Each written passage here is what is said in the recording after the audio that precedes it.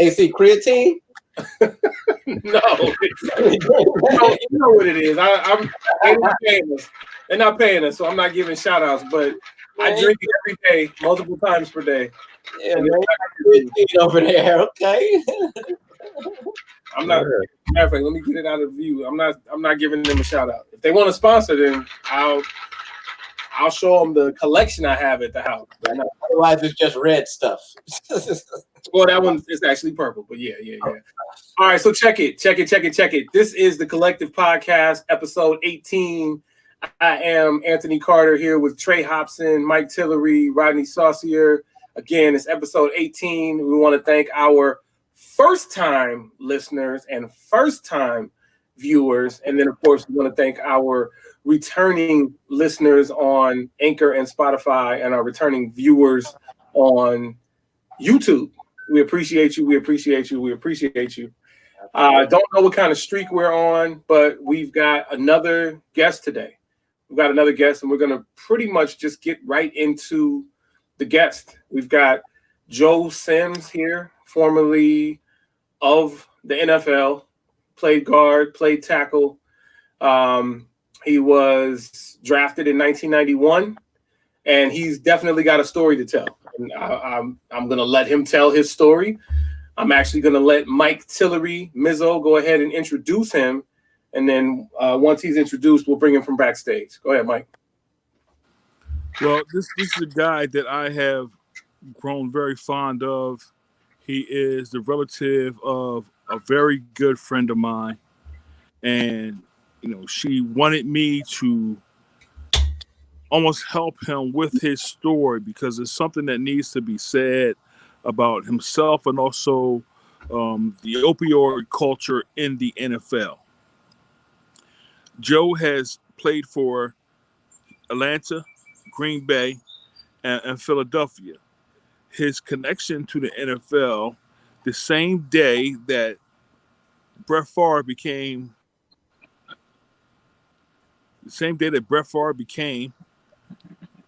a Green Bay Packer, so did he. So he played along lines with Brett Favre while he was there. Here's a great story. It was one of my hardest interviews doing. I was tearing up through this interview. Joe was a great person. He's very honest and, forthright with what he has to say about his life and his career. And, I'm honored to have him on this show. I mean, this is a great guy. You guys will enjoy talking to him. All right. Well, thank you for that, Mike. Joe Sims, welcome to the Collective Podcast. You were just introduced by your friend, Mike Tillery. And now we'll let you give the audience a brief introduction, and then we'll cut to something else and then come back to you and let you tell your story.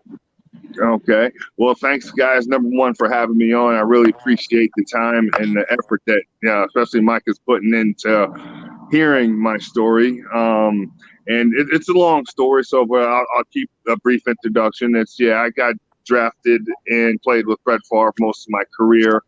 Got to Green Bay, and where their main thing was keeping their players on the field at any means necessary, and opiates were a big part of that. And I myself, succumbed to it. I've been struggling with that addiction for many years, as well as some other things that have happened in my childhood that needs to be brought to light. I think being sexually and physically abused as a kid, and it led me down a dark path, including prison, attempted suicide, and now we're on the mend to get back into society and tell my story and to see if I can help some other people with what's going on with my life, and just hopefully, if it just hits one or two people with what I struggle with and continue to struggle with, that there is hope, and it doesn't have to end with with suicide or prison or any of those things. You can live a happy life after those things attack your soul, your spirit, every way of life. So I really thank you for the time to tell a little bit of my story. Wow, absolutely. We are honored to have you. Therefore, we are glad that you're here. This is the 18th iteration of our podcast, episode 18, and we welcome you. Before we get into your story, Thank you, Joe. Yeah, thank you very much, Joe. Before we get into your story, gentlemen, Bubba Wallace, the lone black driver on the NASCAR circuit, was greeted with a noose in his garage at Talladega. And I say Talladega because that's how Alabamans say it, Talladega. Everybody else says Talladega Speedway, but just like people say Louisville, not Louisville. I'm trying to respect Alabama there. So Talladega Speedway, a noose in Bubba Wallace's garage. The FBI and Department of Justice are investigating how it got there. We know why, but how it got there and who needs to be brought to justice because of it.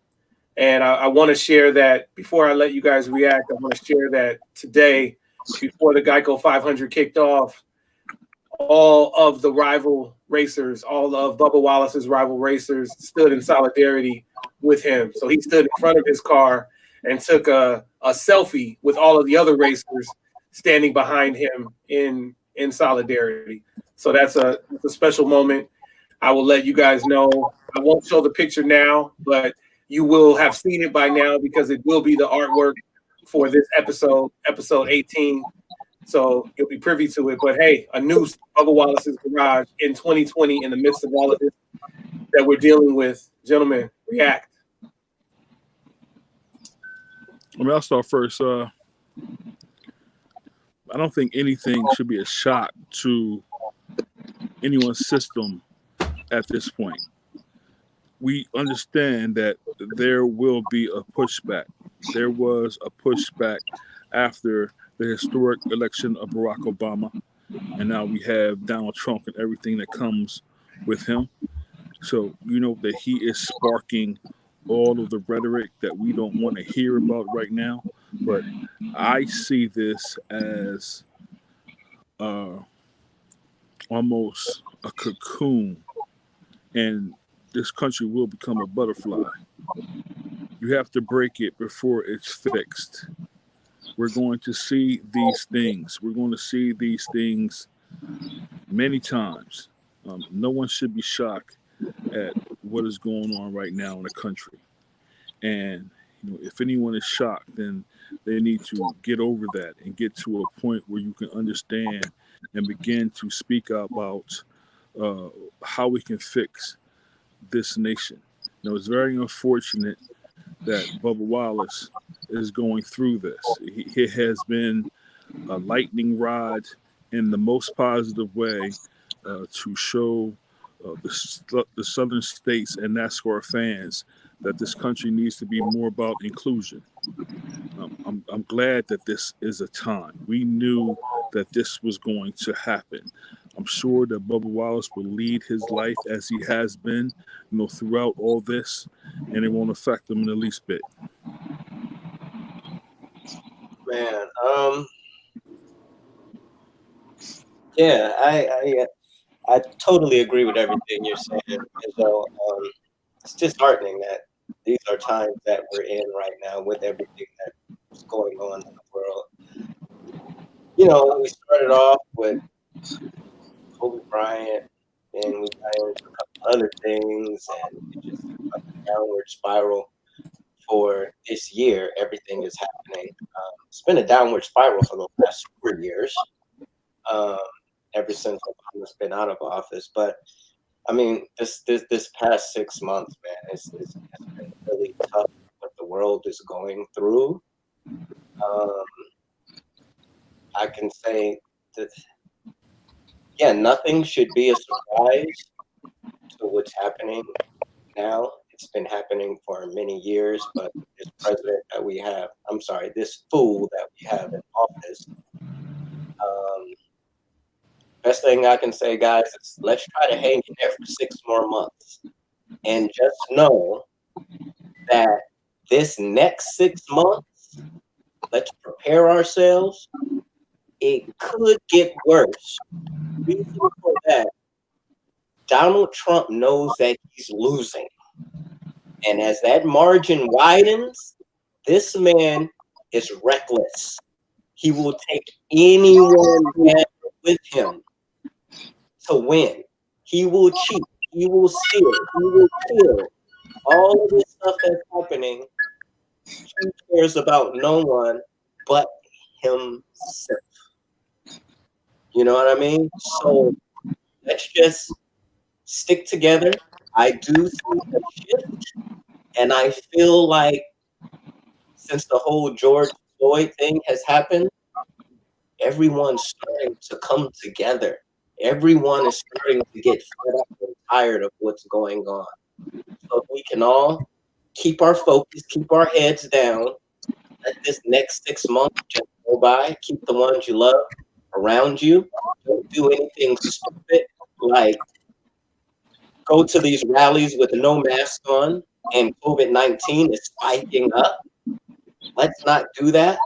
Let's keep ourselves and the ones around us safe and know that COVID-19 is real, even if it hasn't hit your family yet.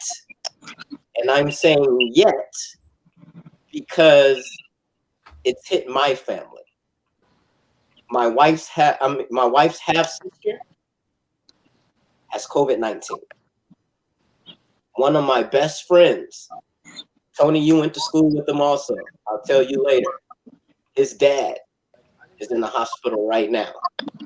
COVID-19. Hey, y'all. Lonely on Father's Day. Can't go see his dad. His dad can't see him. He can only talk to people on the phone. So COVID-19, guys, it hasn't hit you yet does not mean that it's not real. And that's usually when people start taking it serious once it comes close to home. But if you listen to our podcast and you're true listeners of us, believe it. It's real. And if you don't take care of yourself, it could possibly hit your home. But I just want to say, everybody, stay close, keep your head down, stay focused, and just hope that this is the last 6 months that we have to go through this nonsense, and next year we can kick it fresh. I'm gonna just say real quick, man. I've been one that for the past 2 weeks, my sleeping pattern is completely off. I've been staying up all night till about maybe 6 in the morning, sleeping till about 11, and popping up and starting over again. I've been going hard on these images and oppressive statues. Hard. If you've seen me on Facebook or anything, any place on social media, I've been going really hard. I can't stand it. I can't stand it. But I will say this, and I said it before. George Floyd's death is probably the best thing that has happened to Black people in 50, 60 years since the Civil Rights Movement. It's the best thing. I hate that he lost his life, and I don't want anybody to take it out of perspective from what I'm trying to say. But he sparked something in so many people of color, and sparked so much change already, and we're not finished. That it's beyond belief. I mean, we're already getting reforms with certain, departments, organizations. We got white NASCAR racers standing behind a Black man in the Deep South. That's serious. It doesn't seem like as serious as it was in the 50s and 60s, but they're taking a serious stand to stand behind him. The news part is just the beginning of it. Yeah.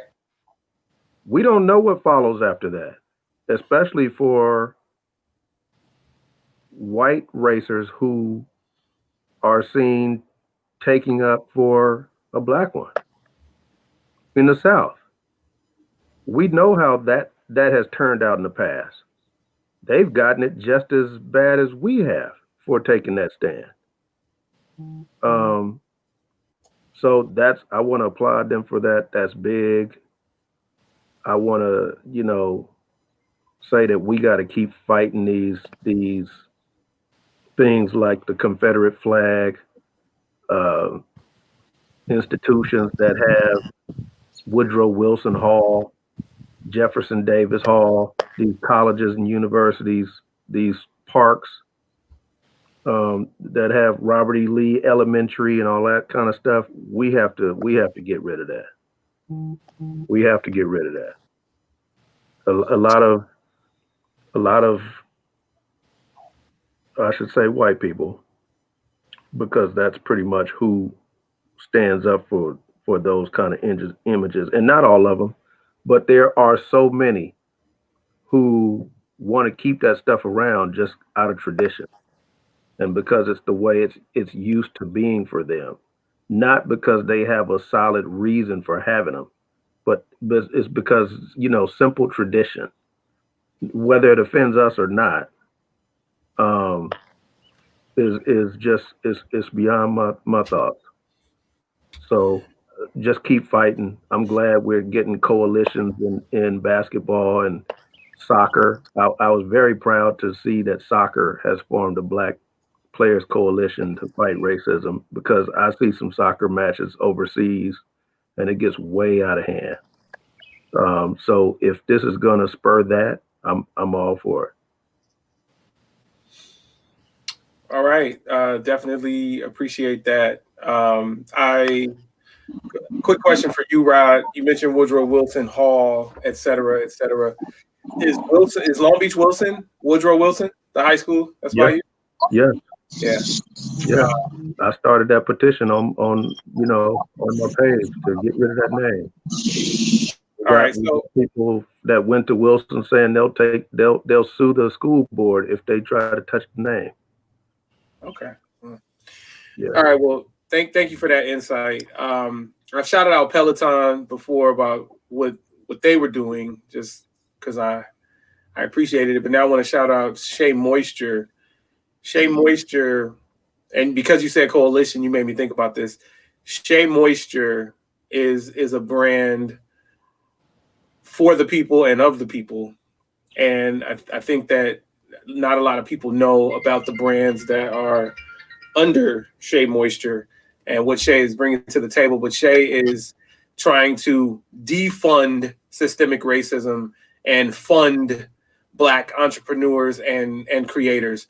So if you don't know about what Shea Moisture is doing, take a look and see, follow them, and try to contribute if you can, because Shea Moisture is doing big things.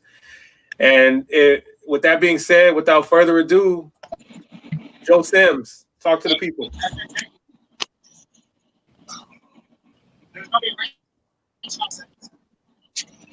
I think we're getting feedback from somewhere. His screen froze. All right. Well, Joe dropped, so let's. Oh, he's back. All right. Sorry about that. I hit the wrong button on the phone, so I'm not up to all this technology. But yeah, I don't know where y'all want me to go with this. There's a lot of different things happening in the world right now that need so much attention, and with the George Floyd and the movement, I kind of have a unique perspective as I split my time between Nebraska and Florida, which are two very red states, and it's a whole different culture out here, to the point of where almost ignorance is bliss, if that means anything. That they, as long as it doesn't happen here, it's okay. And that's the sad thing I feel on this, is that it's going to take all of us to stand up and fight this, because this is just like what I deal with, addiction, disease. It's a Black stain on society, and it has been for a long time. And to see my kids go out and protest and march was scary, but yet it was like this younger generation has been surprising me beyond belief, and I'm incredibly proud that that some of these kids have stepped up and are continuing to fight, and a lot of them haven't seen the type of stuff that we've seen in our lifetimes. They've seen and heard about it, but and it's just, I'm just blessed to see my children, especially proud of them, to stand up and take a stand. With what I have been, battling, personally, with the addictions and the mental health. It's and this COVID, this last 4 months have been extremely hard on me. Just for the simple fact of, everything that, what addiction has done in my life has caused, you take a step back from your family, you take a step back from society, and you caused isolation. And to be forced back into this isolation has brought up so many different, struggles that remain to this day, even though I haven't been to the point of where I wanted to be suicidal and to see my life not want to go on. It's just raw, and anytime you scratch that wound, it hurts. And this is, I guess, an opportunity to express that pain that's been happening, as well as to heal from it as well. With football, everything is, a win now situation. And it's even gotten worse in even today's society. But, when you're out there, especially, someone like myself who was a late round draft pick, who wasn't, I was a defensive lineman in college, and I switched over to the offensive line and made the team. And that was, I think, even to this day, one or two players have successfully done that and got to a starting level position, started a number of games. So that's something that I'm proud about. But, at the same time, there was a cost to that. I underwent 16 surgeries during the time before, during football and after football, to maintain a starting position or a backup position, and undergoing certain type of injections during half times and before the game, and just basically just to play at all costs and not putting your body, you're not caring about your body. You obviously aren't caring about when you turn 40 or 50 years old.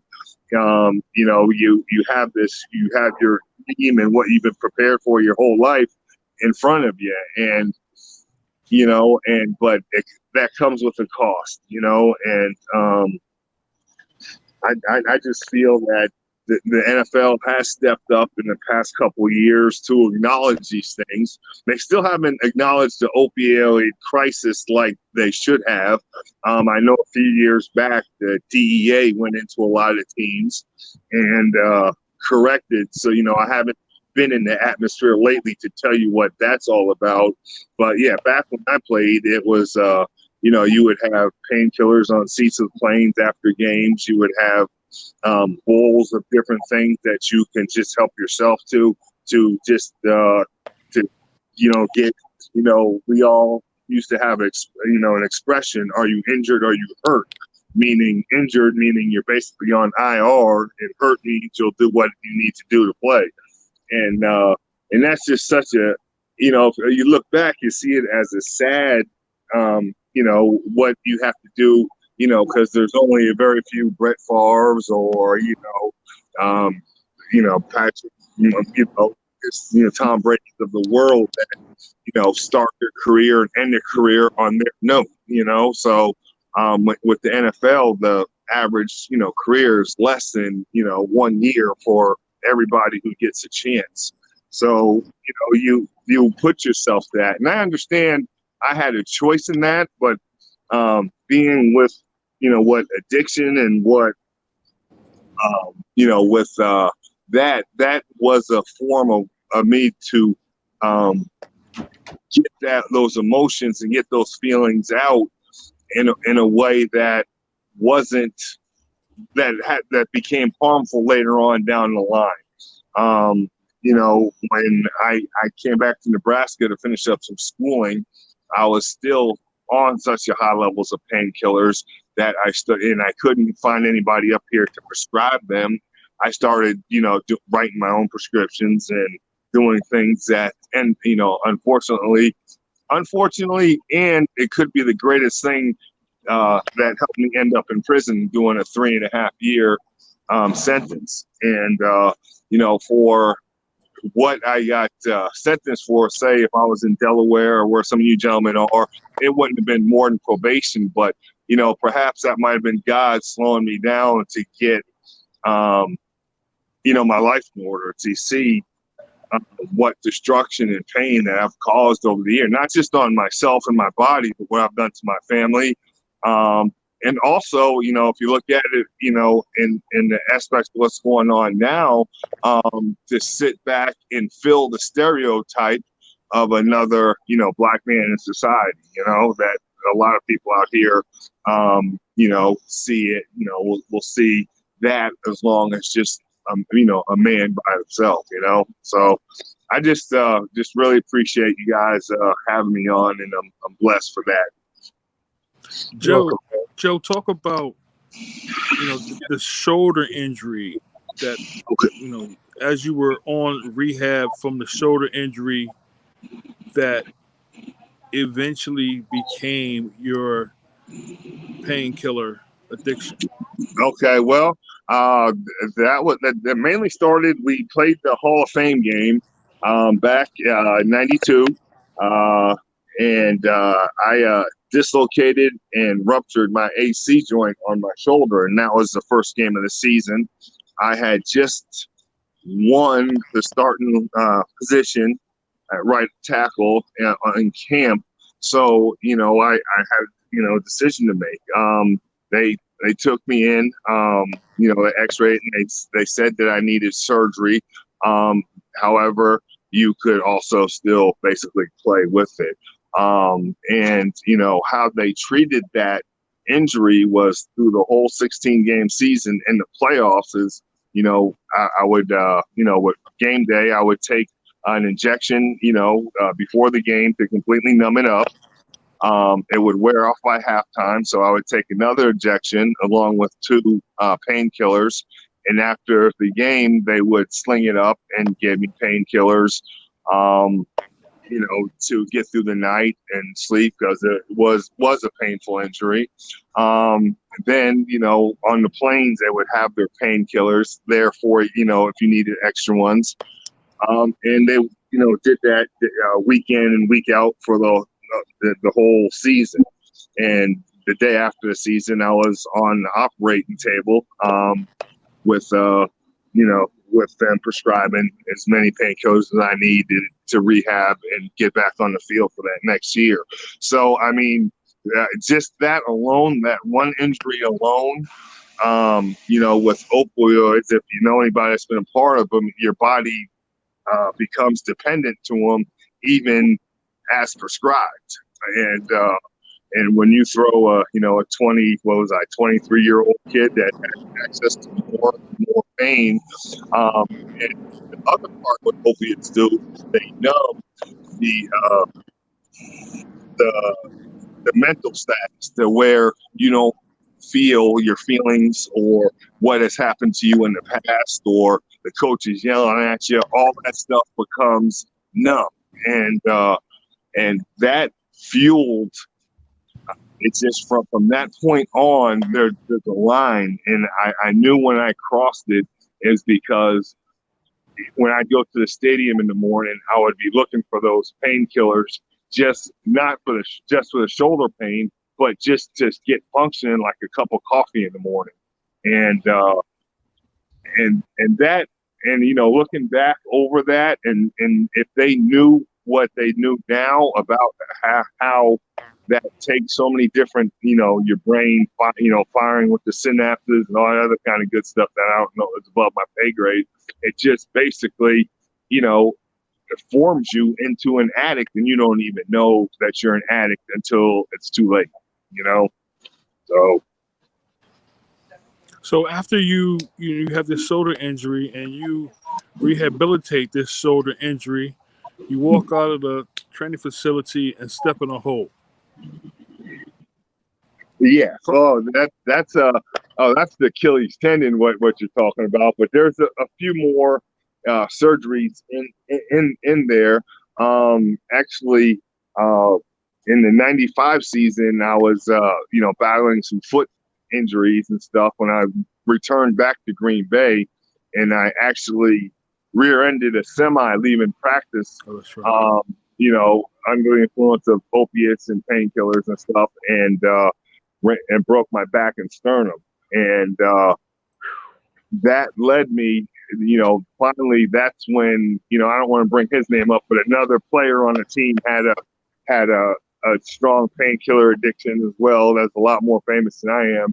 That all came to light kind of at the same time. So, they sent me to treatment. They released me from the team, and I got better. I healed, and I was working out. I had signed a contract with the 49ers, and at the time they had some football, and I was in Mississippi working out with a semi-pro team and stepped in a hole and snapped my Achilles tendon.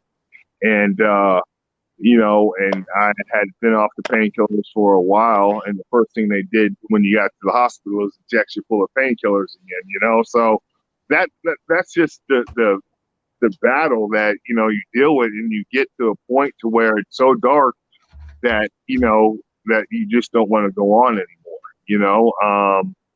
I was very bitter at football for a long time where I couldn't even watch it, to the point to where you just have a utter, I don't want to say hatred, but a utter just, how they treated that situation, and knew that I don't want to say I had nothing to do with it, but I was way undereducated in the choices that I had to make to sustain any kind of life or after football as well, because, if I can say, with the education and the different type of things that they push through college, and that's a whole nother department and a whole nother aspect of, just getting players through to play.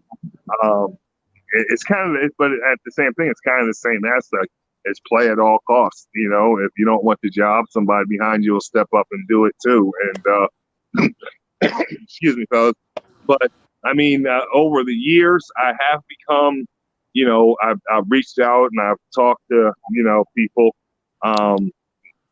not just about, my troubles, but, to see I'm not alone. And I think that's the biggest thing is I've met other players that, have the same story, maybe not with the mental health that I deal with on a daily basis, but, just different, everybody has a story, and, and if we could just reach out and help, we can, kind of like with this, Floyd thing, is we can, overcome this thing together, I guess, Joe, before anybody else has a question, can you just talk about the daily struggle before you get into the other sexual abuse that I know you need to talk about? Can you just talk about the daily struggle of addiction and, the perception of a professional football player, and you would think that, you have such a happy life, post, playing time, even though we know that the injuries are they never go away really. But can you just talk about the daily struggle with addiction that you go through, so people out there who are struggling, can kind of relate? Sure. As active, being in active addiction,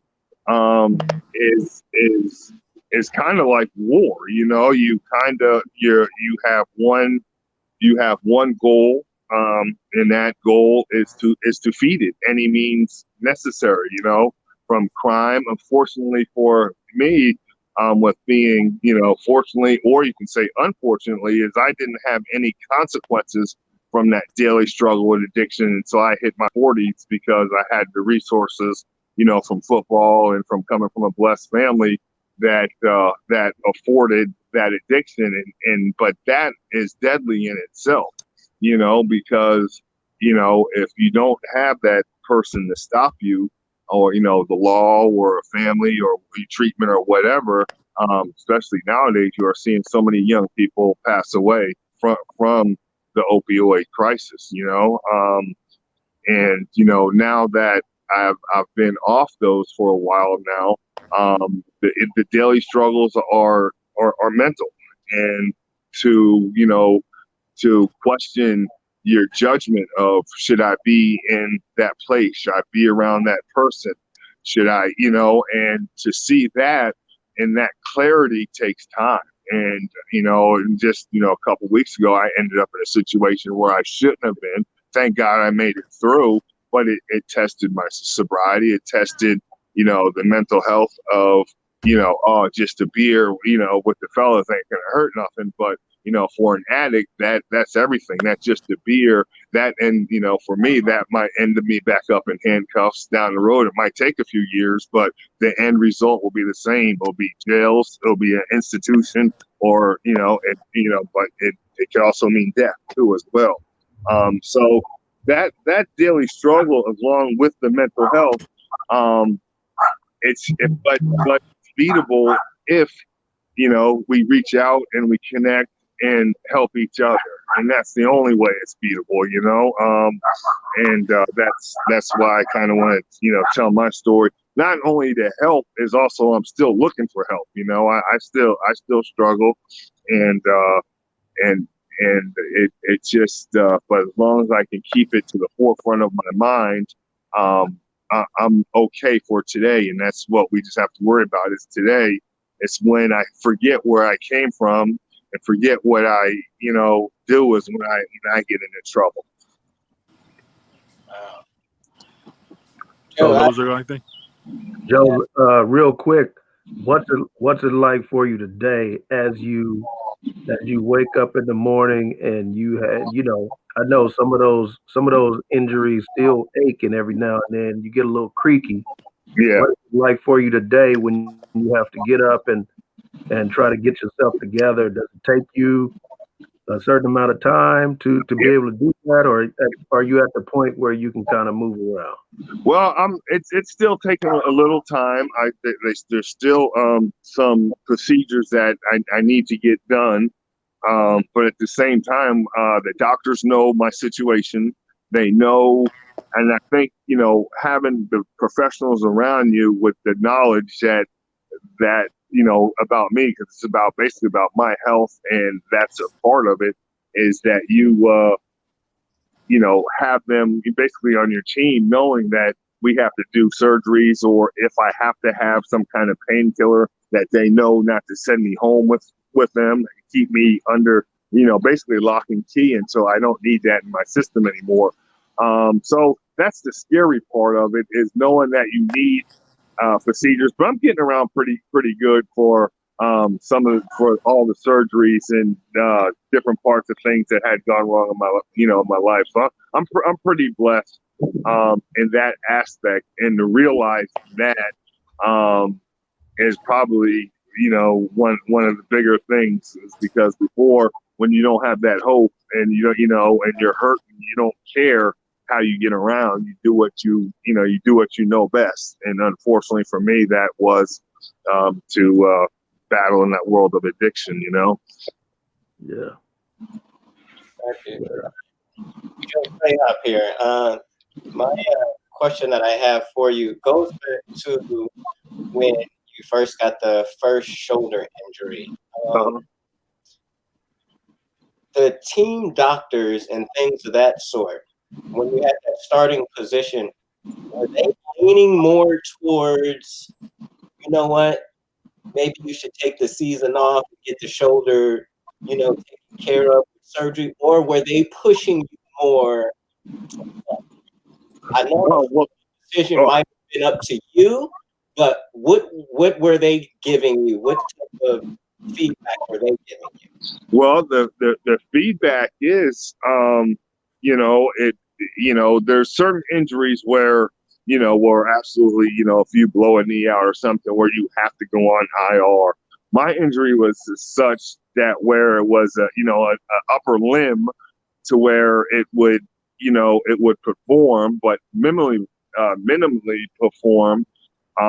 So their position is basically to keep you on the field, especially if you don't have somebody behind you that they think that can step up and do the same job.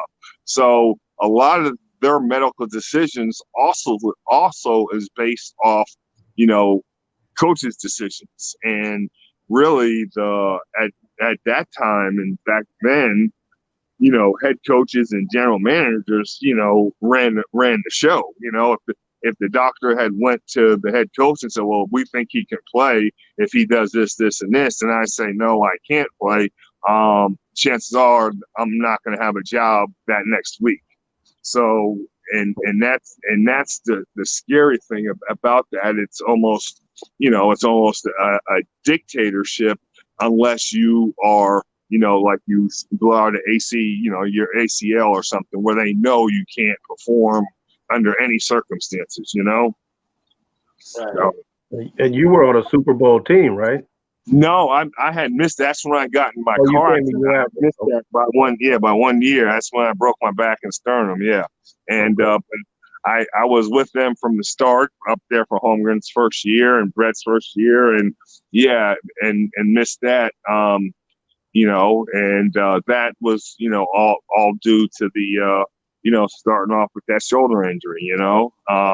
And that's, I think, the bitterness of the game that came along is because watching them on TV, knowing just about everyone out there, you should be out there, and you were a part of building that, but to be considered a black mark because of an addiction that that I don't want to say they started it or whatever, that they helped mold. It's kind of a slap in the face, and it took a long time for me to, get past that and to be happy for the guys actually that were on the Super Bowl team and won the Super Bowl, like with greats of Reggie White and Brett and, a lot of other guys that, should be in the Hall of Fame, Right.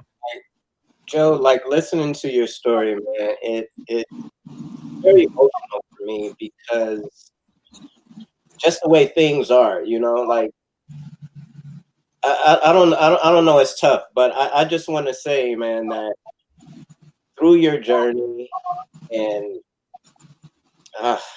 so hard for me. Give me a second, guys. Just everything that you've been through. I feel God makes no mistakes, and you don't do anything but touch one more person and be there for them to go in a different direction. Then you've done your job, listening to your story, just wish you would have been the person on your side to say, you know what, maybe you should go this route. You know what I mean? But these big organizations, that there's so much more to it than just going as a fan. You just guys out on Sunday, you think you're doing every week. You just go out on the field. Behind the scenes, we don't know what you're going through Monday through Sunday morning, right before the game. Yeah. Even at halftime during that game. And after hearing your story, I just wish it was more people in this world that would be there to mentor them to after football, because it's so much more after that 60 minutes of game. Yeah. You know what I mean? And man, just continue to do what you're doing and stay strong, and just know, even on your days where you feel like it might break, just sit back for a minute, man. Have faith in the man upstairs, and just know that he would not put you in any position that he didn't think you could get through. Yeah. And man, just keep doing what you're doing, and you'll find your way, man. It's just like I said, it's just disheartening to me to hear the story that you've been through. And it could have just been one person that just said, hey, maybe you shouldn't do this, maybe you shouldn't do this. But they put us in positions to where we're afraid for our job. Yeah. And we shouldn't have to go through that. Yeah. You know? So I just wanted to say that to you, man. Well, thank you for that, man. I really appreciate that. And that's, that means a lot, because it's, it is kind of a risk putting yourself out here and how to be receptive. And, I really didn't even get into the part of the, sexual abuse as a child and that as well, just because there's so much and there's just so much to swallow that, but there's hope though. And that's the great thing. And like what you said with God and knowing that it took so long to figure that part out, that I just, thank him for keeping me around to see my kids do what they've done and to see my grandchildren and to help my girlfriend and her kids and stuff. I just have a reason to live. And that's I think that's one of the biggest things in life, have a reason to go on, Absolutely. Joe, do you feel like there are enough of your peers that have similar stories that can join with you in telling your story, telling their stories, telling stories that need to be heard so that the younger NFL players and professional players in other sports don't end up in your situation? I believe so. But I also believe there's a lot of fear. With that being said, because a lot of these athletes as well as myself are in a way grateful for having that kind of a stage and being able to do what very few people in the world to do, but at the same time have well enough hope for the younger generation to to figure that out. I would hope that there's, especially even the players even before my generation, that would be willing to talk.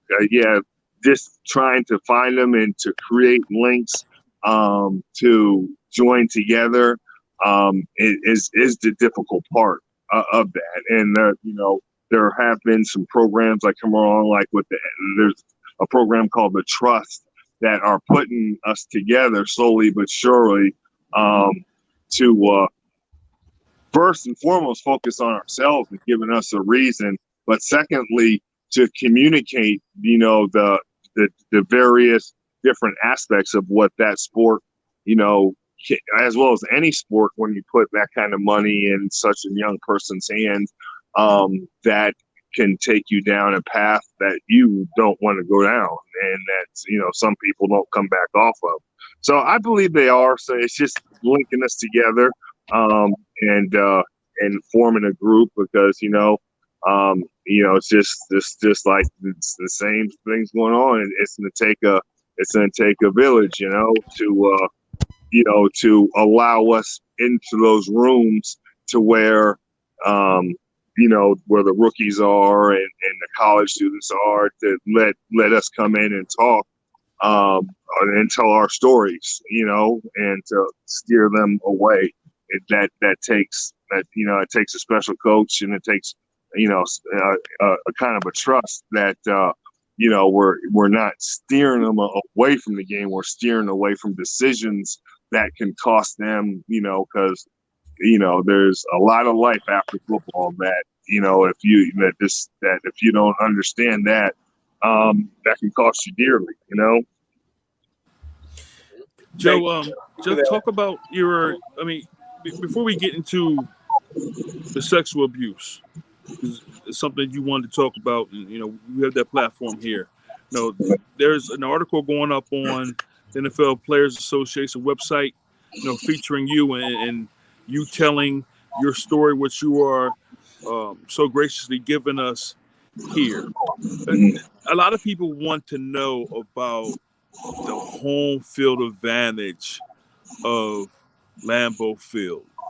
Can you kind of express, what actually that is, for the people, because it's such a unique thing. If anybody has been there. Wow, yeah. Well, yeah. I don't even know where to start. Lambeau Field playing in that it is such a unique. It's a town of 100,000 people. First of all, it's a team that's owned by the state, and it's you're treated as a I don't want to say you're just a treat. A lot of things happen up there that won't happen anywhere else, just because of the profile of the person that you are.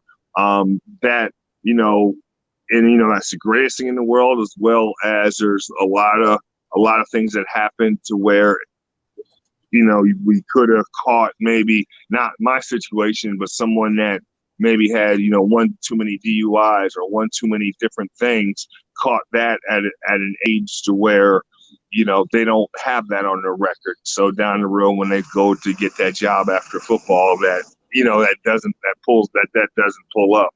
But just the history of Lambeau Field, and then back with Soldier Field and playing in those kind of atmospheres of the rivalries. I mean, you want to play, at all costs, and just because it's just the vibe is just kind of undescribable. But on the other hand of it is, just like everything, there's a bad side to it, to where a lot of things that should be brought to light get swept under the rug, just because they don't want to ruin that image or whatever, and at that time, you're grateful. Like, say, if there's many times I've been pulled over where they just gave me a ride home. At that time, you're grateful. But if you look back and say, well, maybe if I had a consequence, I might have caught it before it got here. You question that stuff, but to understand, like, a lot of that with technology and the different things that have come along nowadays are brought to light pretty quickly. But I felt they're dealt with a little too harshly, to where they're terminated from the teams for, relatively, for, drugs or alcohol, whatever, where I think,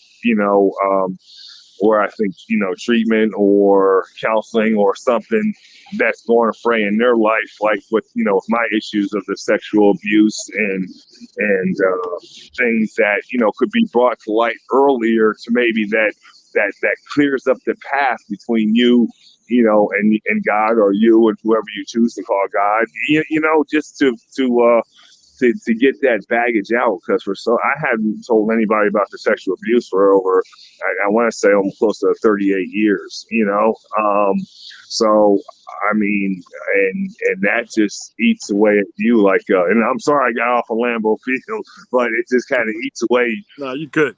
It kind of eats away at you until until you don't want to go on anymore, because you question your whole identity of who you are when situations as a kid happen. So, my father just found out about it for the first time. I sent him the article, and I didn't know how he would handle it. He was really angry because, his main thing is that he didn't protect me from it.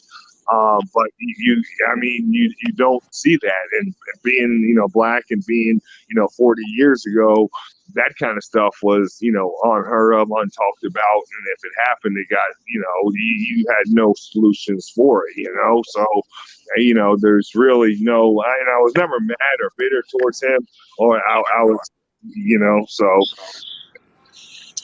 It's just I'm just really, really happy that he read it. We talked about it. We cleared the air, and then now more healing can begin.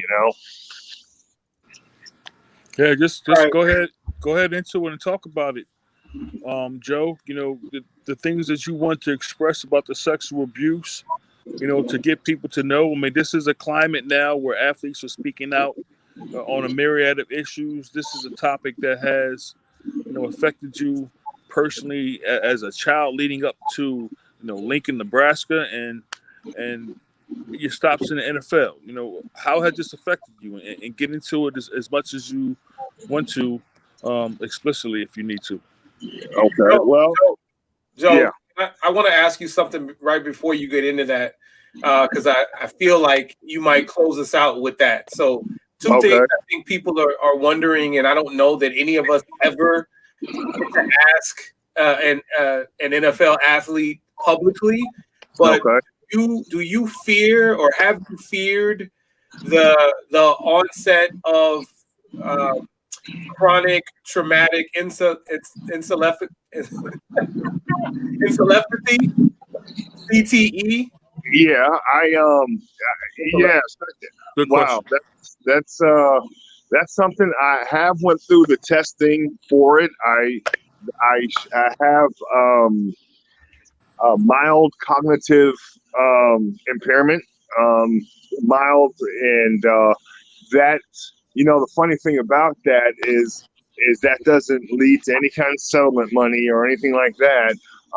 It's just telling me that you know, it's there, and it's probably going to progress, you know, to the point to where I am going to need those resources.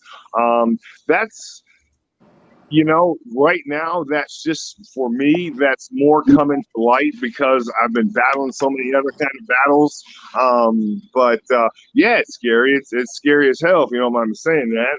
Just for the simple, you know, you see, I've seen players, you know, that have come on and talked, and to have talked to them 20 years ago, it's they're basically not even there anymore, you know. So that is a scary factor. I believe I believe the NFL should be more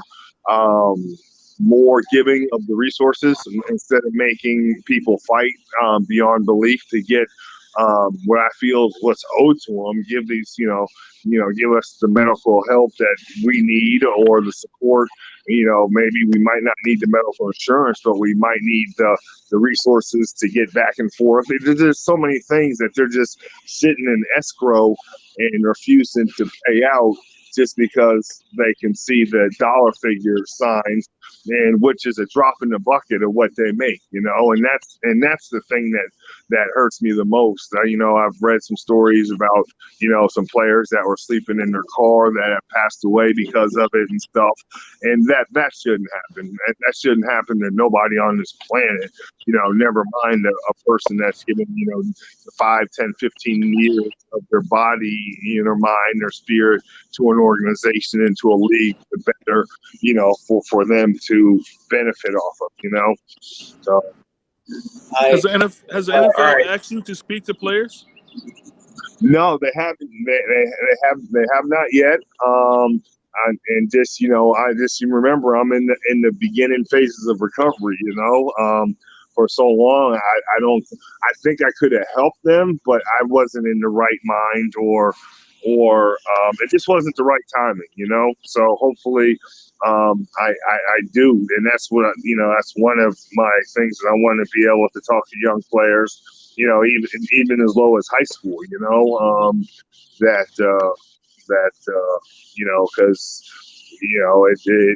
football players are a unique breed, and it's, but it can build a unique, fellowship in a family too, if we can get us all together.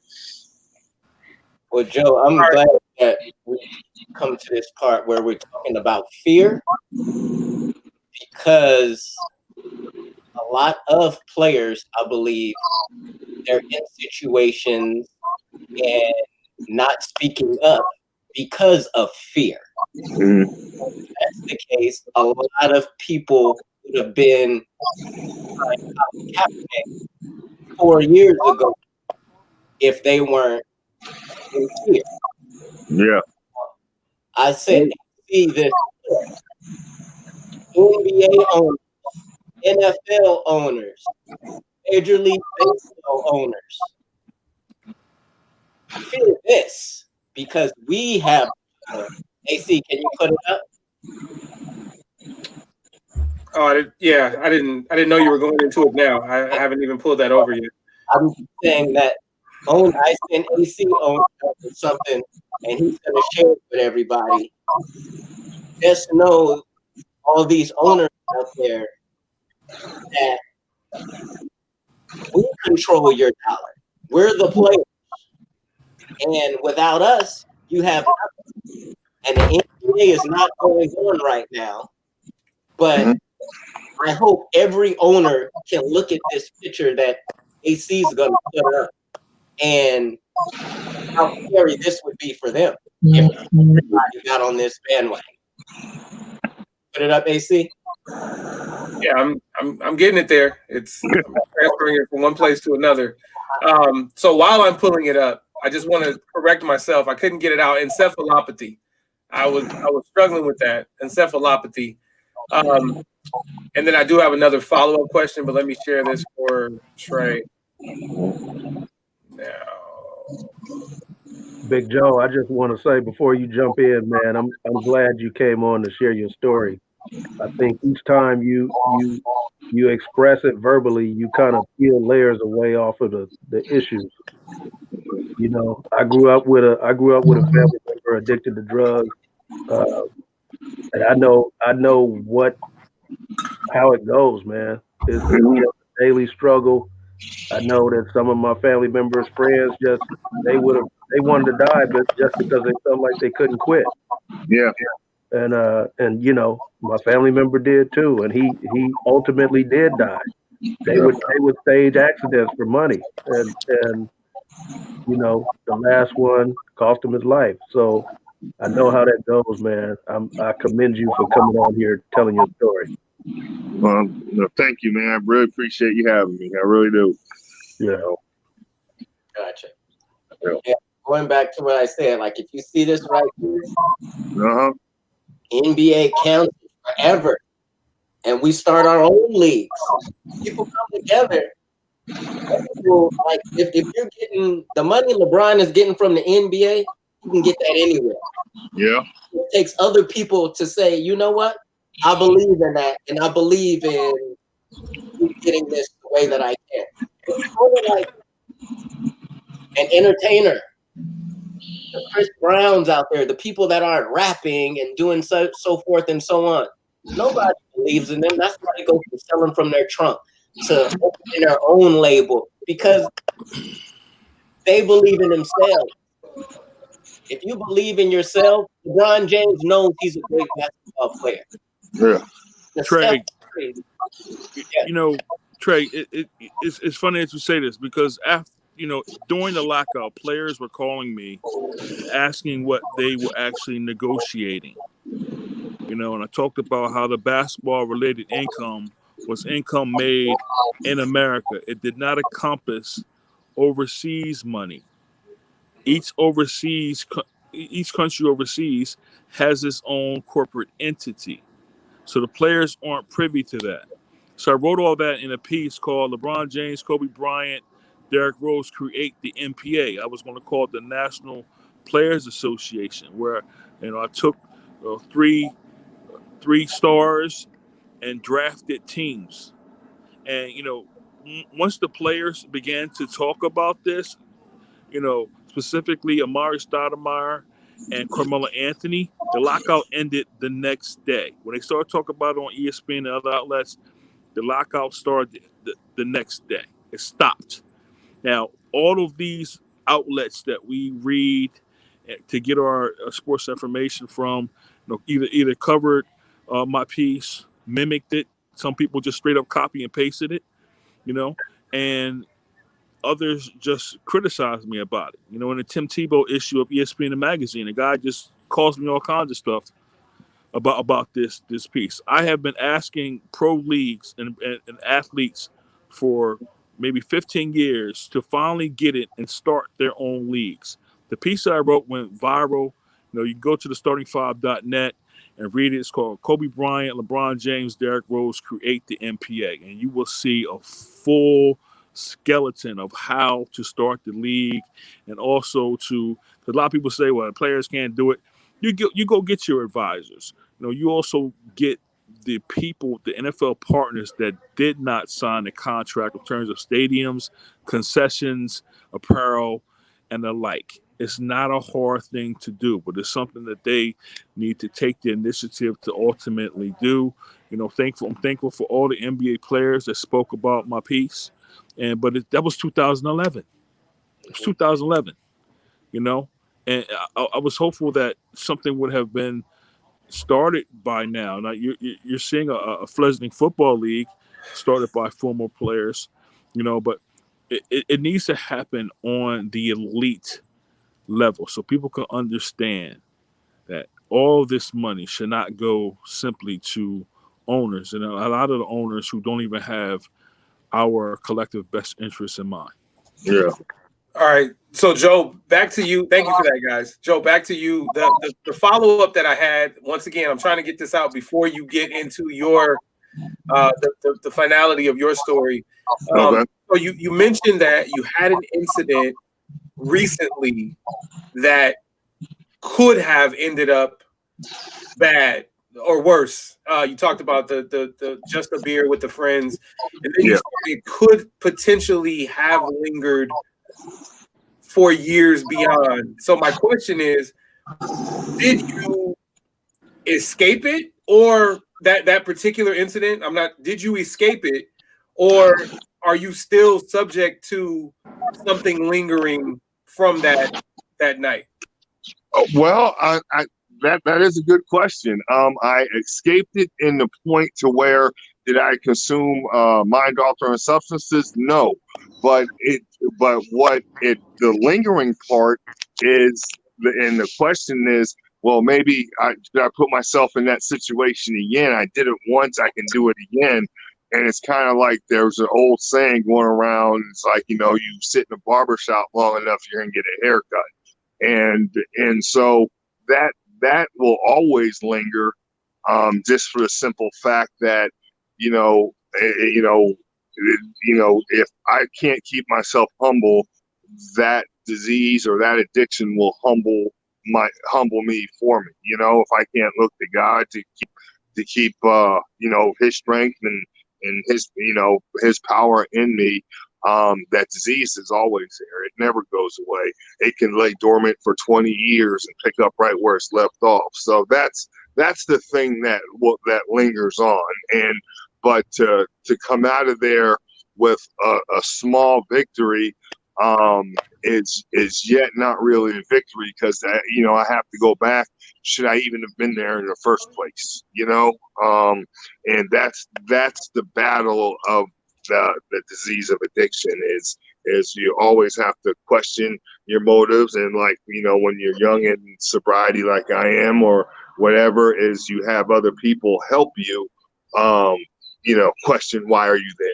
Because we can go anywhere if we have reason and have a purpose. But just to be somewhere, it is not a good thing for an addict, because once you have this addiction, it's with you, unfortunately, for life. I appreciate that. And so now I know that you have more to share. So let me let you know that you've got as much time as you need to continue your story. Well, no, there's not much more. I did that, but it's the most. I think it's the most. I don't want to say. Let me just say it, and I'll let you guys. I was sexually and physically abused by family members. Cousins at when I was 10. To the point of sexual stuff that when that happens at such a young age, you question. You have a lot of questions, but just even questioning your own identity, as a boy, or as because of that incident happened, am I gay, or because of the different situations of the trust. For many years, I never had trust in men, just for the simple fact that I did not know, especially as a kid, you form this image of, well, I can't trust them because they might do what they did to me there. And that stays with you for, or I shouldn't say, it has stayed with me, for a long time, to the point to where I would only hang around women, and swung to the point of, well, let me get my fill of as many women as I can to prove that that incident wasn't the defining moment in my life. And that throws you off on a whole nother level of things that need to be addressed somewhere, down the line. And to finally come to the point of realizing that those events weren't my fault, has been key, because the simple fact that, those things happen, you're 10 years old, but when you look back, I see a 300-pound man in the mirror saying, well, why didn't I, do such and such to such and such and put an end to that situation? So it defrayed my whole image. And that's where football came as a release, because I could kind of show my true manhood of the barbarian sport of, women and everything, but it crosses over the line. So, that I think just as much, steered, some of my decisions in life as well, that, led me to, situations that I've been to. So, I mean, that's all I really wanted to get out about that, just to let, people know, and, it happens to, everybody, and for, it to, you just don't know. But that doesn't define who you are as a person or a man, or and it doesn't, and it doesn't matter. It's what's in your heart and what's in my mind that matters, and I'm learning who I am today. So that's all I really wanted to share about that. Well, Joe, I don't even know how to articulate how brave it is for you to dig deep within yourself and share your most intimate and personal moments and feelings with the world, essentially. And I appreciate you speaking through the collective podcast to tell a portion of your story. I know that you have other avenues for that, and I believe that people absolutely need to know what you've been through and what you continue to go through, and need to be able to take from some of your challenges and some of your triumphs and just everything that you bring to the table as a survivor of all of the things that you have survived and continue to survive, because I know that so many people feel hopeless and helpless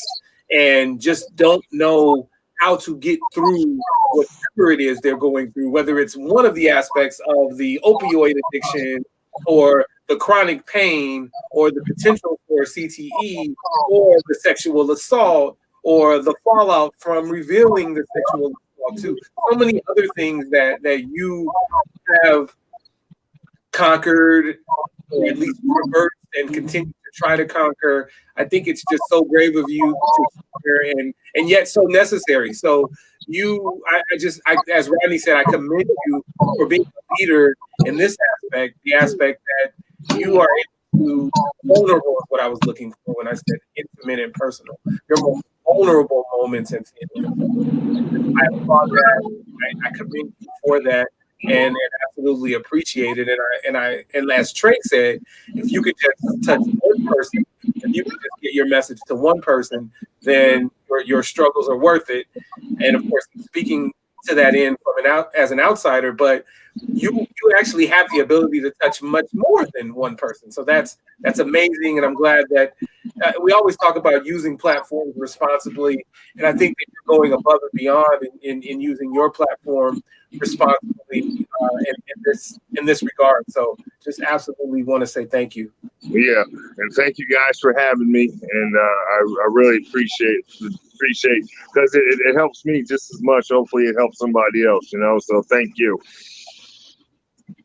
Thank you, Joe. Yep. And you guys have a good night. I gotta go babysit, so I'll catch up with you guys later. Thank you. Absolutely. Thank you, Joe. So much, Joe. Thank All you so much, Joe. Thank you Joe, so you're much. welcome. You're welcome anytime.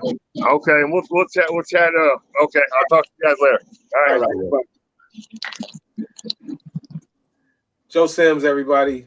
Thank you, Mike, for setting that up with him.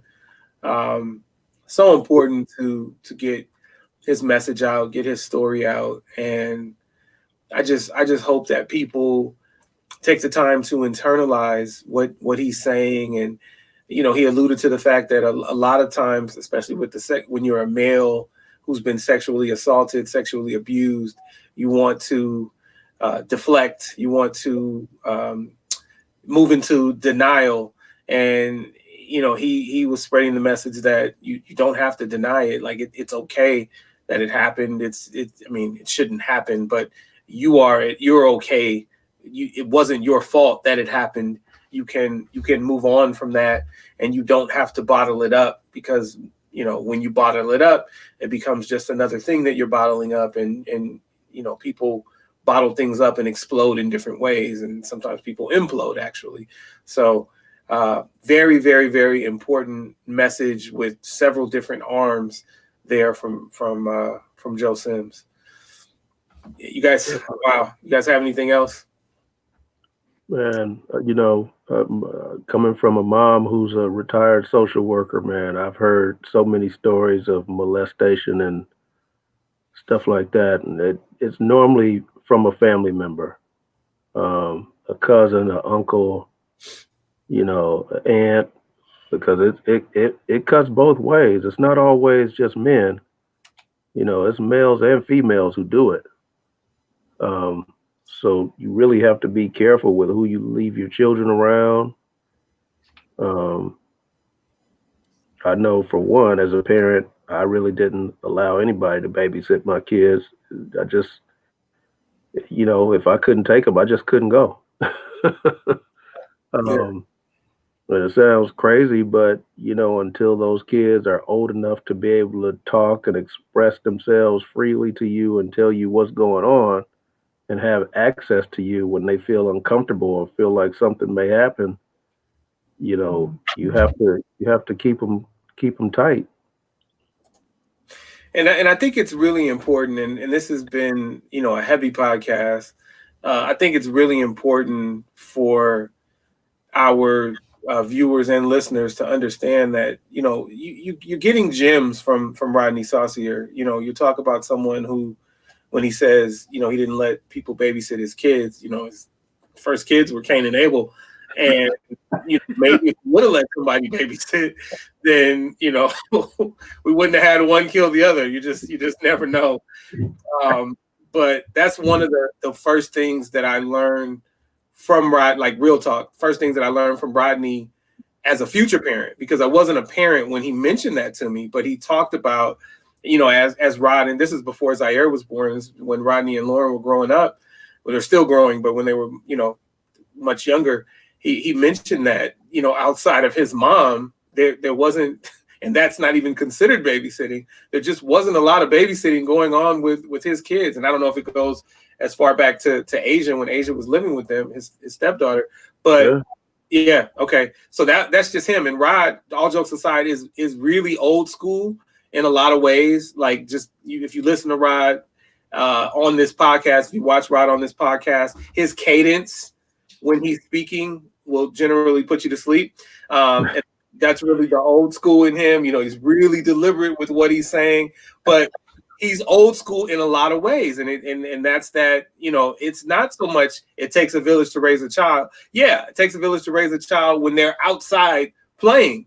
But when he has to be somewhere, if Nisha can't watch them, or if they're not old enough to watch themselves, or if one of them can't watch the younger ones, and they're not going to his mom, there's not a lot going on. And that's one of those things that I've kept in mind. There haven't been a lot of babysitting opportunities for me, but no one's had Kayla, and my daughter is almost 3, but no one's had Kayla outside of Brianna's parents, my mom, my sister, and yeah, that's it. That's and Brianna's grandparents a couple of times. So, you know, I took that to heart, you know, and I've got some parenting tips and advice from Trey, who became a parent about a year before me. So I don't even know how I got on this tangent, but thanks. Oh, we were talking about sexual assault, sexual abuse. Yeah. That's the thing, man. Nobody watches my kids. There's been one person that's not related to me or share the same blood as my wife that has watched my kids, and it's my kids' godparents. They're the only ones that have, you know, really watched them, and that's been a few times. And most of the times, if they come and watch them, they'll watch them here at the house while we go out and do something. So my kids are comfortable in their own home. But as far as play dates and things of that sort, yeah, we have many play dates. My kids come to the house, but guess what? Daddy's staying at the play date. I'm going to sit and talk to the parents because, yeah, it's me taking the kids over there for them to have fun. But as my kids get older, like if my kids are in the 5th, 6th grade and they want to go spend the night at these kids' house, I want to know the parent that I'm dealing with. Right. I've had many encounters with you. You know what I mean? So it's a relationship built on, you know, it's going to take a lot of trust from me for you to watch my kid because you only got one time to mess up. Yeah. Well, that one time can cost them their whole lives. Right. You know, and kids get curious at a certain age. Mm-hmm. You know, they cousins come over and it's harmless, but they come over and, you know, they start talking and playing. They watch television. They see people kiss. You know, I know my kids have. You know, I've fallen asleep in the family room, and they probably ran in here to say something to me in the middle of the night. I'm knocked out on the floor, and the television is on. I don't know what they picked up. You know, when they when they came in. But you have to constantly talk to them and walk them through and the great thing about Joe is he understands who he is. You know, some people struggle with their identity their whole lives after being, you know, sexually assaulted like that.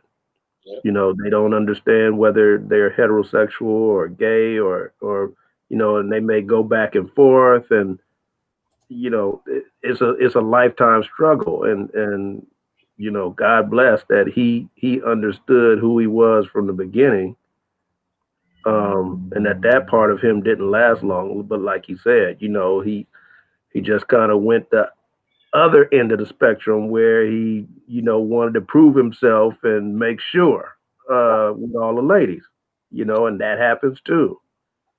You know, the promiscuity part. So you can try to train them as much as you can, man, and then you do what's in your control. Exactly. Yeah.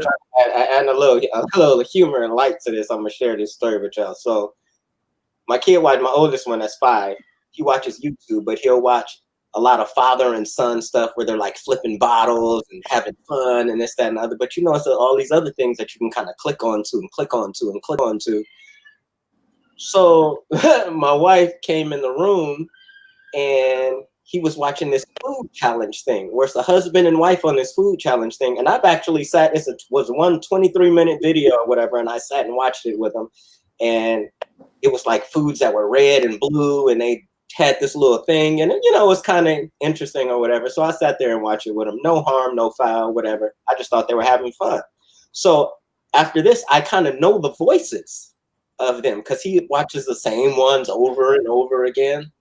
So the other morning, I was in the backyard. My wife said, "Trey, have you seen your son watching this?" And I was like, "Oh yeah, I know he watches that because I heard the voices." And she said, "Well, come in here and look at what he's watching." So I came in there and I looked, and she said, I walked into the room and I said, "Hey, what are you watching?" And he was like, "Nothing." Put the iPad down. She took it from him, And there was one challenge that they had, no harm, no foul to them. This is what they do on their thing to get people to subscribe. And she's munching on his neck and all kind of stuff. And every time they would lose, do like a little challenge, and every time he would lose, he would have to, like, I can't even remember what it is. I just saw her munching on his neck, like a hickey or something like this. And I started, I was laughing. My wife was telling me, don't laugh. I was like, he keeps watching this video because we heard it for like 30 minutes. I said, is this like pre-porn? Is this pre-porn that he's watching? He keeps watching the same thing with the same woman doing this to his neck. So yeah, we had to put a block on his challenge. That food challenge went way south. So yeah, man, just thought that'd bring a little laughter. I laughed about it because it was either that or kill him. Yeah, wow. In fact, I think Rodney can speak more to pre-porn because he literally existed pre-porn. Hey, what was it called before porn?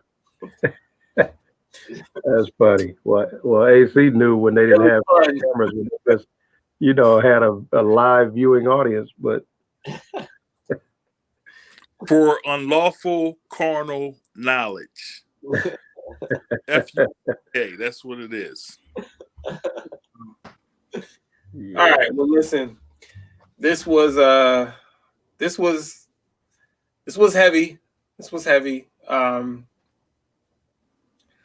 Joe came on and bore his soul, so I definitely appreciate that. I want to come on here and say no one has been killed by police, but I can't really say that, can I? The LA County sheriffs out here don't have body cams out here as well. LA County, I just told you, so don't have body cams. And the last I heard, they were trying to get funding. The actual sheriff has said, he's trying to get funding. But if you don't know the name Andres Guardado, look him up. 18-year-old unlicensed security guard who was allegedly killed by, well, no, he was killed, but he was allegedly running away. Okay, he was allegedly running away. The sheriff's deputies have said he had a gun. Other people are saying he didn't carry a gun on that job and didn't have a gun. But what's not in doubt is that he was running away as he was gunned down. And of course, with no body cams, the message is, oh, he pointed at us or turned and pointed at us. And it's really sad. And this was sheriff's deputies in Gardena, but there was a protest in Compton. And so maybe it was, that's what it was. It was the deputies stationed in Compton that gunned him down in Gardena, because in some places Gardena borders Compton. And so there was a protest yesterday on Father's Day. Well, not yesterday, 2 days ago, Sunday on Father's Day. And sheriff's deputies wound up shooting rubber bullets at protesters. And so there's that again. So the mayor of Compton, who was a Black woman, has said that there will be another investigation into the use of force. And I don't know if you guys know this, but the LA County sheriffs are the ones who police the city of Compton, because the city of Compton PD was defunded probably 20 years ago, maybe a little more. And if you don't know that story, DJ Quick is all too quick to remind you. He said, does anybody remember the CPD? Guess who outlasted them? It's the TTP.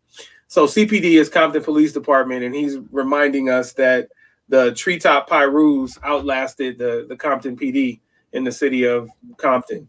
But there was a lot when Trey and I were younger, and probably in Rodney's mid-50s, when they talked about a corruption in the Compton PD, and that's why it wound up being defunded.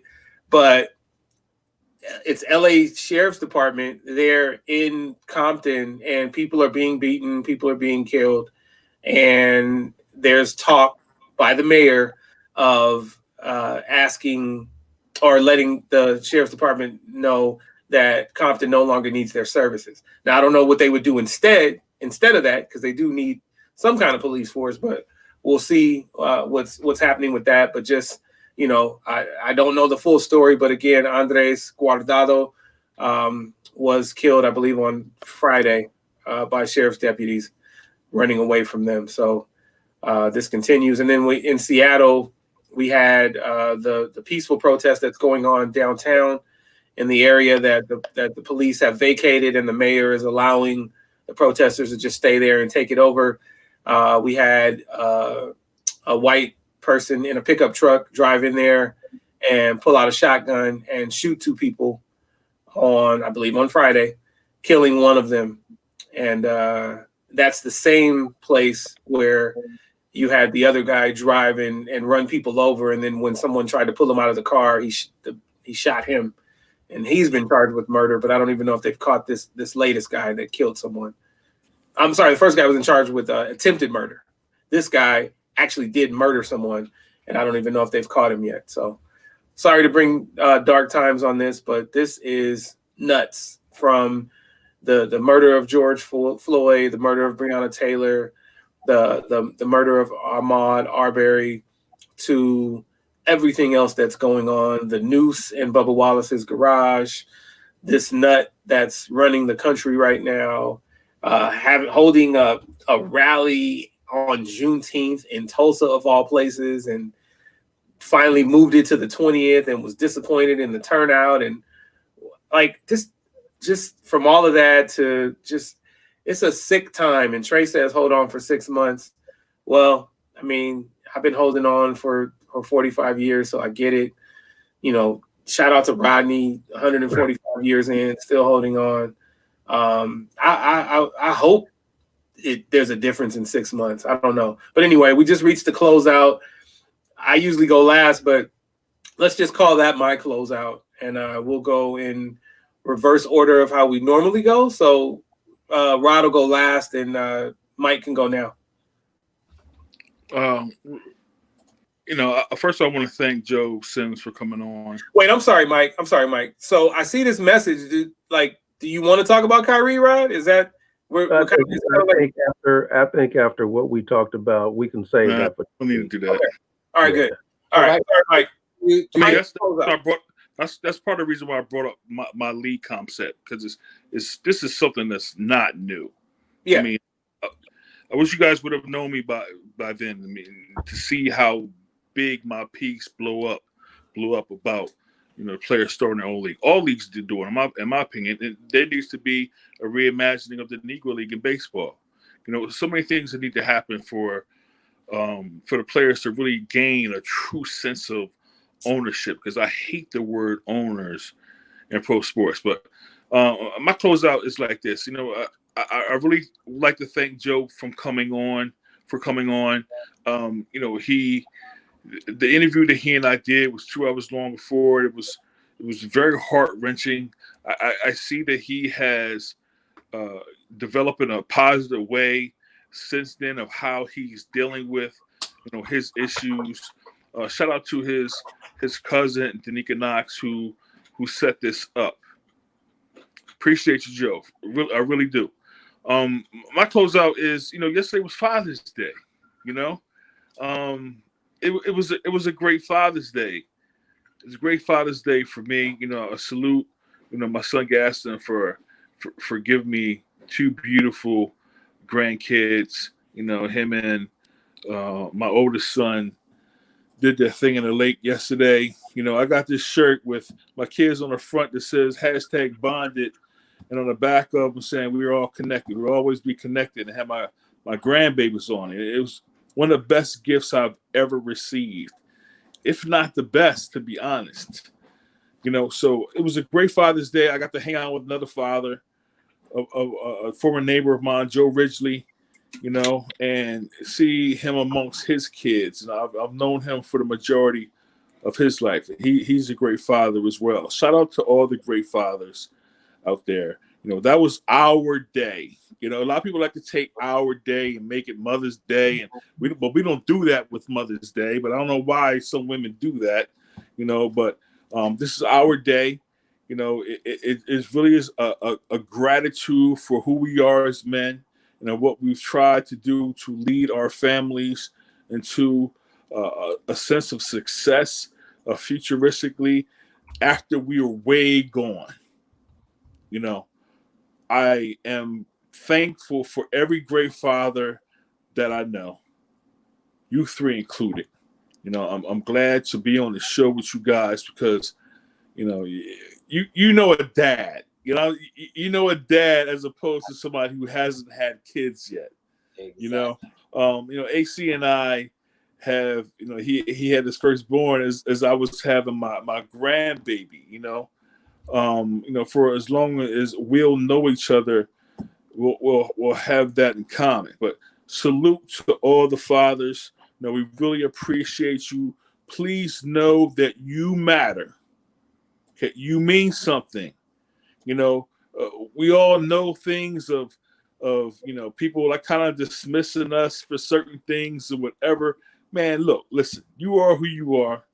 Be confident in your strength of who you are. Continue on doing what you're doing. You are needed. We are thankful for you. Happy Father's Day. Wow. All right, so check it. Happy Father's Day. I think that's very important to let people know that, you know, it's after the fact, but yeah. So there you go. That's Happy Father's Day from all of us to all of the fathers out there, all of the future fathers.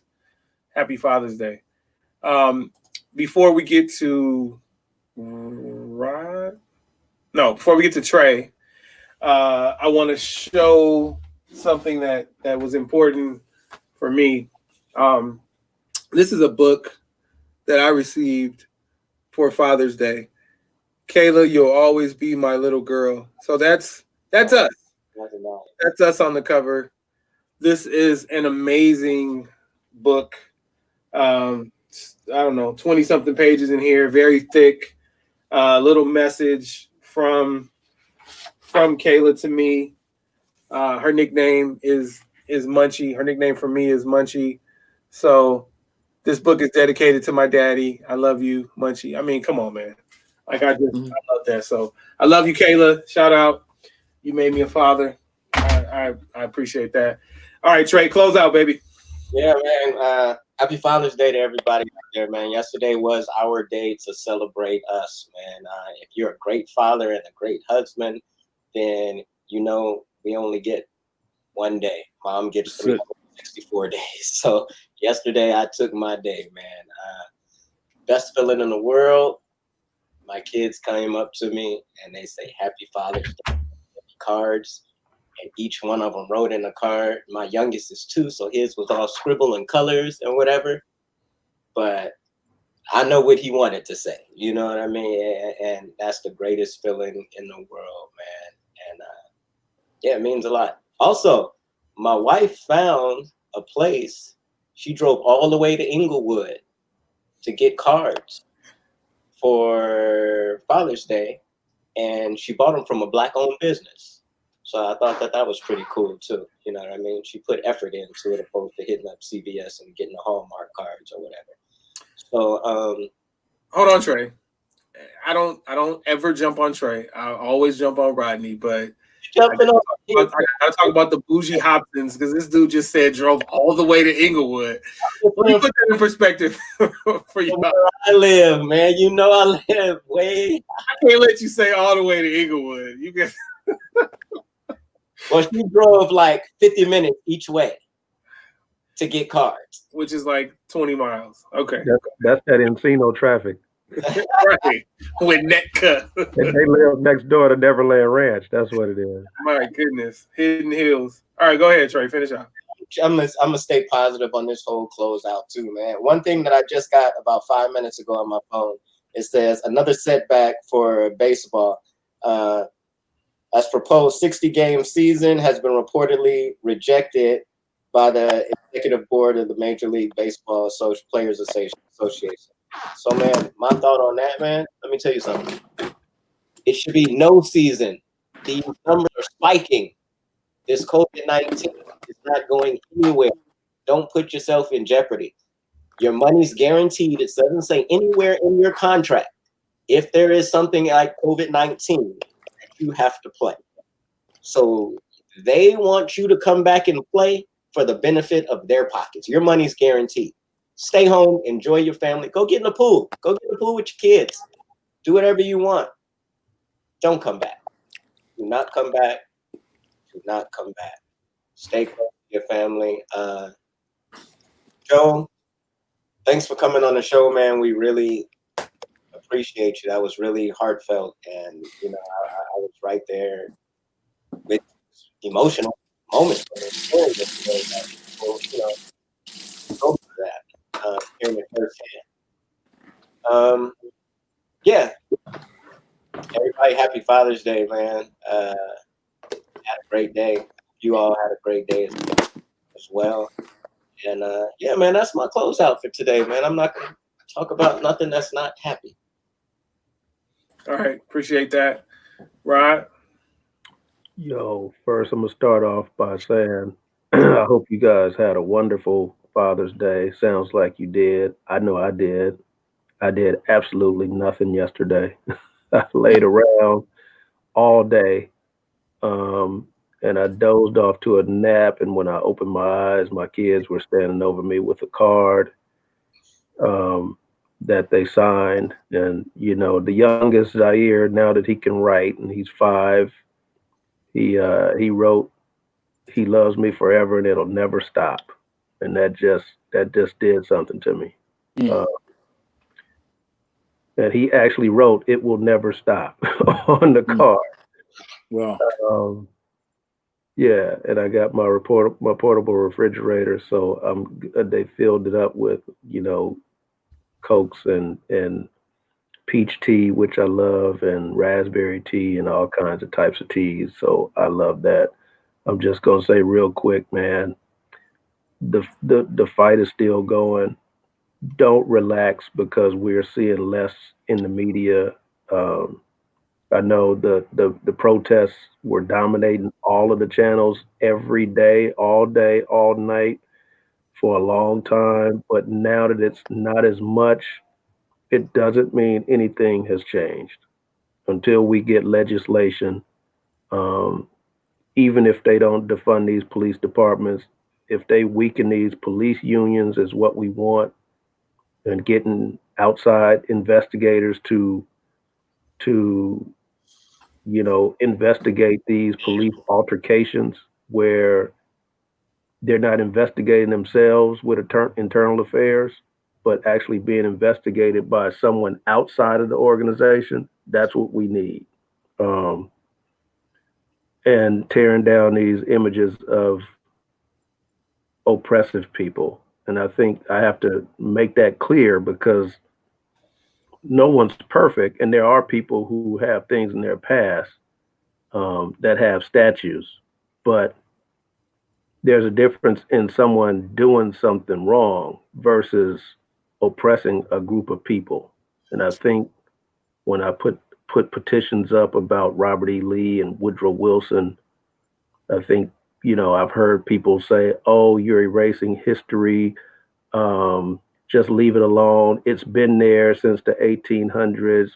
Well, you know what? It means something to you. It doesn't mean anything to me. And everyone's going to fight for their own cause. And so I'm fighting for this one. I want my kids to see positive images of themselves. And that goes for cartoons, for movies. You know, I'm not saying that they can't watch a movie that's clowning around, something like Friday or something like that, to, you know, be silly. But at the same time, there needs to be balance. And I want that to be the same type of image when they go to college or if they join the military. You know, they need that. They need to know who they are. we as a people need to know who we are. So continue to push, continue to fight, be safe, and God bless. And thank you, Rod. And what they don't realize, like specifically when Rodney speaks about this, about, you know, oh, when the people come back and say that statues have been up since the 1800s, Rod can say, I know. I Rodney, have been here since the 1800s. So it makes perfect sense. But I do want to go back to what you said, Rod. You said it means something to you. It doesn't mean anything to me. I think you could take it a step further and say it does mean something to you, and it means oppression. You know, it means something disgusting to me. Right. Exactly. I want that gone. Like, you can, if you want to celebrate Robert E. Lee, put a statue up in your backyard. Right. Put a statue up on your mantle. It doesn't need to be out there for everyone to see. So I've already closed out, but I want to share something. Trey just had some breaking news. Who is that? I've got something. Hey, while you pull it, I want Rod to do something for me.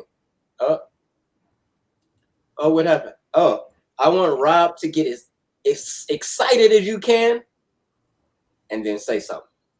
See if it changed. He just did. What are you talking about?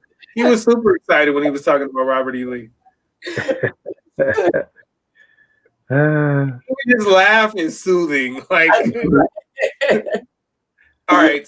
So 2 lawyers in New York are facing 45-year sentences. They were protesting, and they have been charged with vandalism for, quote unquote, attempting to burn an already damaged, unoccupied police vehicle where no one was hurt when they did whatever they did.